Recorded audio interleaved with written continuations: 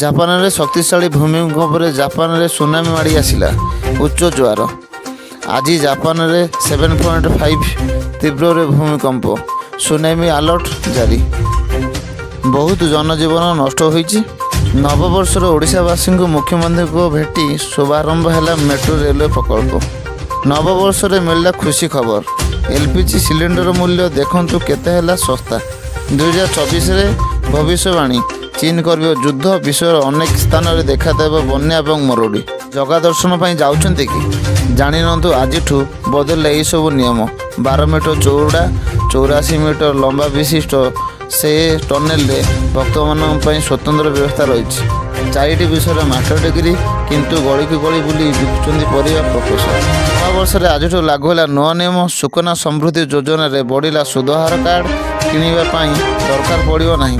ନୂଆବର୍ଷରେ acre acre ଜମିରେ ଲାଗିଛି ଭଳି ଭଳି ଗୋଲାପ। ବର୍ଷକୁ ମିଳୁଛି 5ରୁ 7 ଲକ୍ଷ ଟଙ୍କା ରୋଜଗାର। ନନ୍ଦନକାନନରେ ପର୍ଯ୍ୟଟକଙ୍କ ଭିଡ଼। ବାଘ ଭାଲୁ ଦେଖି ଖୁସି ହେଉଛନ୍ତି ଲୋକେ।